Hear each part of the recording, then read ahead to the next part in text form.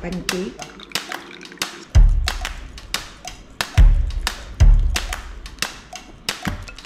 Sustansya ang kanilang kinakain. May milk at saka may egg. Gustong-gusto niya talaga itong homemade na pancake.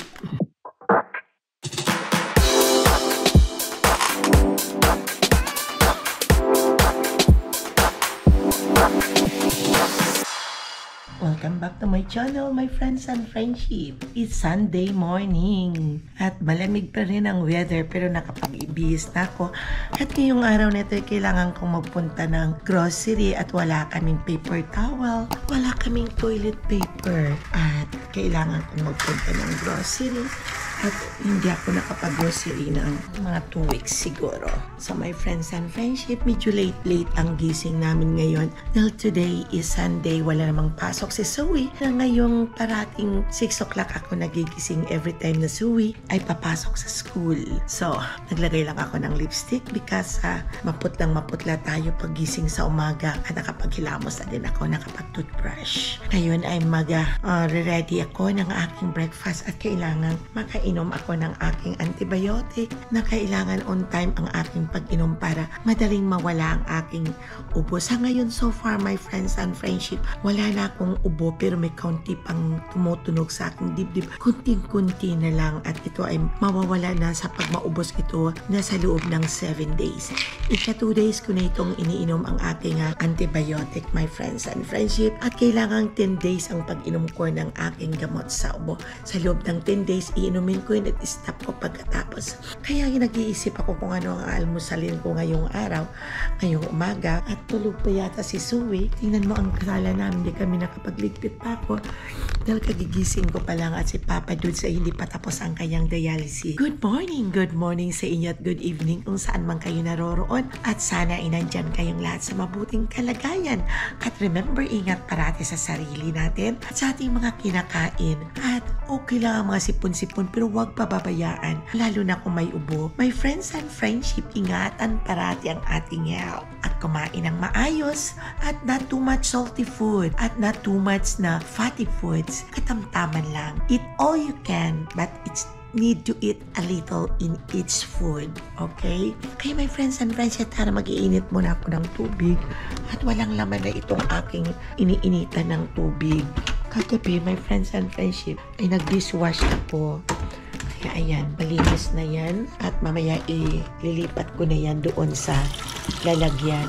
Kailangan ko munang unahin na mag-breakfast. Yun, para makainom ako ng hapon.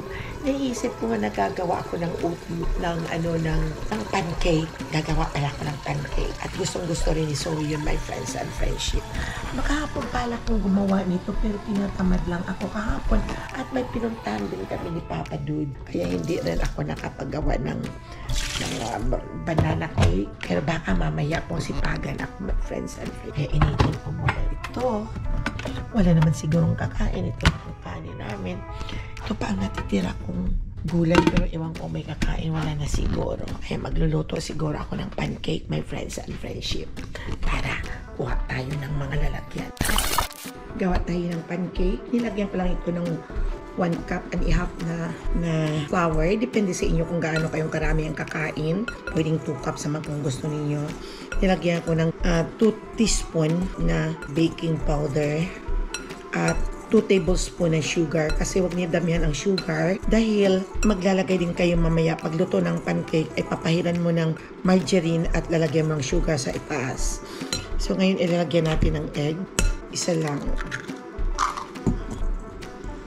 Ayan. At lalagyan ko ng milk. Nilalagyan ko lang siya ng milk na 1 half kasi masyado namang parang nakakasawa. Yung sa amin sa Bisaya ay yung parang mahilap, yung nakakasawa sa Tagalog. Minsan, nilalagay ko ang buong ganito. Pero pag kinain mo, madali ka masawa. Dagdagan natin ng kaunting milk.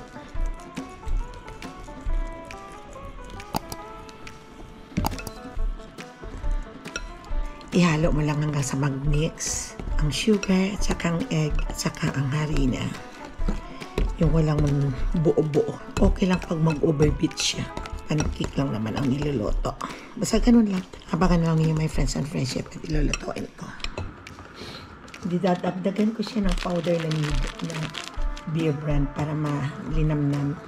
Wala namang problema kasi my friends and friendship kung dagdagan mo ng milk basta as long na huwag masyadong mabasa.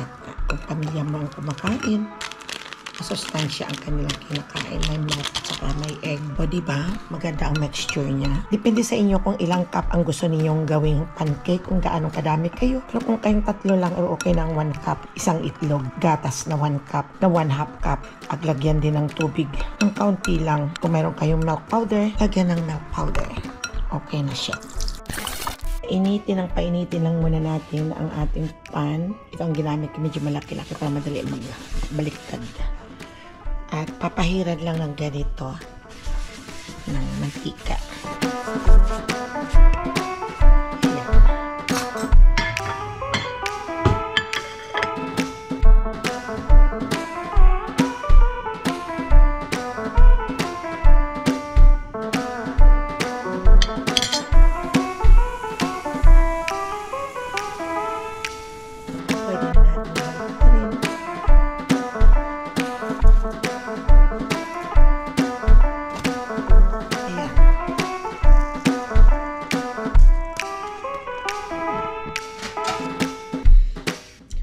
Umalsa na siya, my friends and friendship, dahil may baking powder. Ayan. Maalsa. Papahiran ko na siya nitong butter. Ganito lang, my friends and friendship.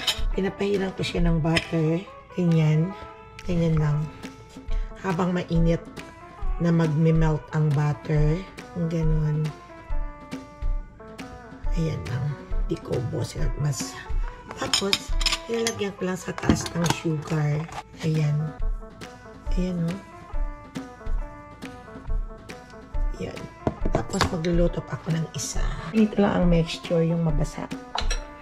Huwag yung malapot na malapot. At matigas yan. Tapos nito, hindi ako magluluto kung sino ang kakain. Kung sino ang kakain, saka ako magluluto. Kasi masarap sa pancake pag mainit. Kaya ayaw ko yung lulutuin kagad at tapos ilalamig. Kaya dyan lang siya kung sino gusto kumain. Madali lang naman eh. Madali lang naman Kaysa bibili ka pa. Kung may harina, mura lang ang harina. Ilang luto mo pang 1 kilong harina, nakailang luto ka niyan. Kahit ininegosyo mo, maganda rin ito. Good morning. What are you eating? Wow, sarap ng kain niya sa pancake, my friends and friendship. Gustong-gusto niya talaga itong homemade na pancake. Tastes good, baby? Oh, there's still more here. You finish. Bawa. Pag maubos mo to, siguradong mo bigat sa tiyan yan. A few inches later. Kain na tayo, my friends and friendship. Ito ang pancake ko na at ako'y mag-breakfast na ng pancake at iinom ako ng aking medicine. So, it's already done, right? So, you're already done? Yeah. Yeah. Mabigat din ito sa tiyan.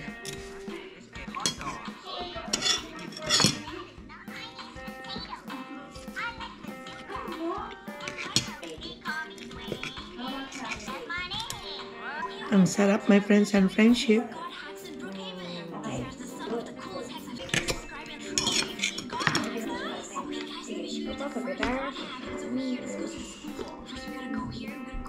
Masarap sa kape. Nakadalawa na ako, my friends and friendship. Ito, ang sarap. Madali lang lutuin. Basta tandaan niyo, huwag masyadong malapot ang mixture. Kailangan medyo mabasa-basa para malambot. Ako, 2 cups lang ito na flour at nilagyan ko ng 2 tablespoon na baking powder at 2 teaspoon baking powder and 2 tablespoon na sugar at egg na isa, milk na ibap na lang 1/2 cup at saka nilagyan ko ng isang sachet ng Bear Brand milk powder para mas masarap. Kaya tayo. Kaubos na ako. Magdadalawa na to. Mainom ako nito pagkatapos. 5 minutes later. Tapos na akong kumain at iinumin ko na itong aking mga gamot at babalikan ko si Papa Dudes doon sa kwarto at aalisin ko ng kanyang dialysis. Talagang nag-lose weight talaga ako sa sakit kung nang magkasakit ako. Naging 135 na lang ako. Naalis ako ngayon. Punta ako ng Costco. Wala kaming toilet paper, paper towel, at bigas. Dapat kahapon, pero may pinuntahan kami kahapon. Hey, good morning to my friends and friendship. Papa Dudes, ngayon ang bumangon. Ito si Zoe. Second eat na ito niya. Ayan na. Punta tayo sa backyard, my friends and friendship. Ngayon ang panahon ay fair weather lang, pero malamig. Walang ulan. May init na kaunti. Okay lang. Kaysa sa ulan ng ulan. Malamig na malamig lang. Tingnan yung itsura ko. Ayan, kasi malamig eh. Ayan. March na naman babalik ang mga tanim kong to. At ayan si JR. Hi JR. Hi to my friends and friends. Piniprito ko, my friends and friendship, ang dinain ko na scad fish. May marinate prito, kaya huwag mo nang balik pa rin yung JR ha. Kailangan yan magiging parang may brown ang gilid bago balik pa rin. Ang ganda ng panahon. Yay! Yung mga tanim namin, wala na. Ang taba-taba kaya ng mga dito sa mga inalisan ko ng mga tanim. Ang taba-taba ng mga, ano ba to, yung mga ligaw ng mga damo. So, dyan sila nagtatabaan dahil may abono kasi yan eh. Ayan. Nagsipagtabaan. 15 minutes later. Ito na, nakapagprito na nga ako ng aking minarinate na dinaing kong scad or galonggong na malaki. Ayan, kumakain na si Papa Dudes. At ito pa nga titira sa pancake na ginawa ko kaninang umaga. At ito'y kakaunti lang naman ang mga pahugasan. Hindi ko na i-dishwasher. At pwede ko namang i-hand wash na lang ang mga ito para madali.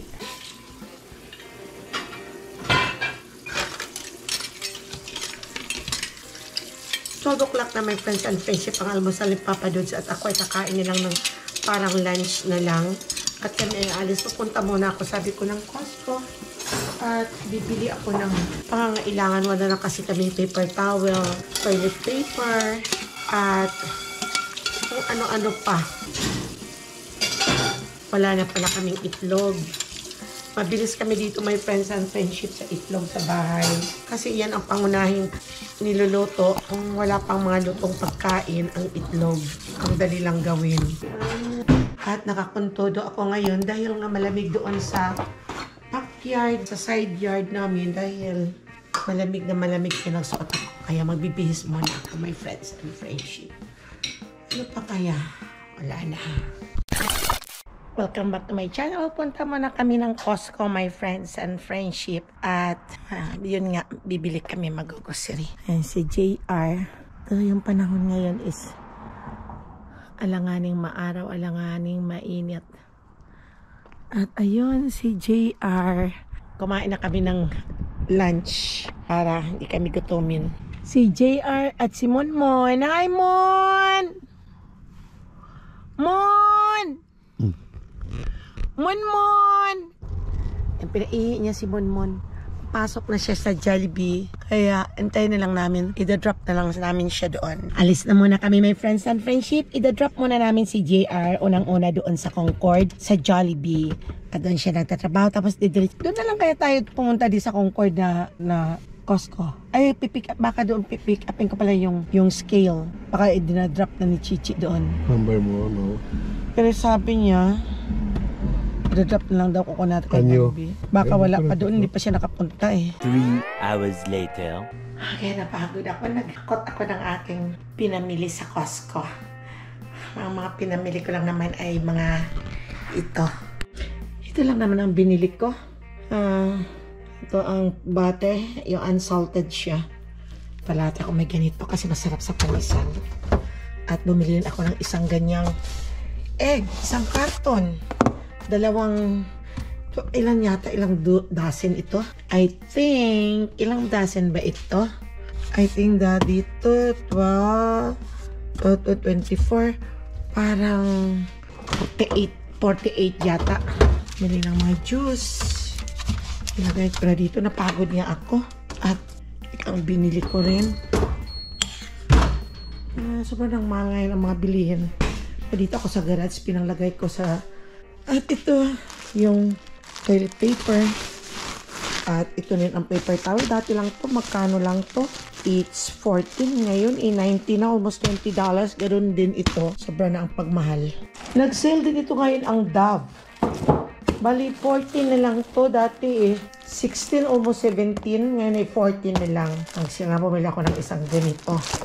Wala na kaming buttermilk bread, yung tasty, dahil ito ang binabaon ni Zoe. Sa school ay bumili na din ako. At mayroon din akong tilapia. Ayan, ang kulay ng tilapia is pula. Ayan. Alam mo kung magkano naman yung my friends and friendship. $16 dati ilang piraso. 1, 2, 3, 4, 4. Okay lang, katamtaman naman ang laki. At ito lang ang saging kong binili. Wala rito si Jarrell eh. Siya milig sa saging. Ito hindi nasira na nga ito. Wala nang kumakain. Kaya ayan, dyan lang yan. Ilalagay ko na to my friends and friendship sa aming fridge. Para hindi masisira. At ito, ilalagay ko din doon. Ayun, may mga pandesal pa galing Pilipinas. At dumaan ako sa bakery. Dito, itong pandesal nila. Bumili ako yung favorite ko. Yung pandesal. Yun lang. At magbibihis muna ako my friends and friendship. So hanggang sa muli nating pagkikita my friends and friendship. So don't forget to subscribe Mama Ella channel. Mama Ella Boholano. Don't forget to hit the notification bell para lagi-lagi ko kayong may update sa aking mga bagong vlog. And then share, like, and you can comment down below the box my friends and friendship. Always take care and shout out. Bye-bye.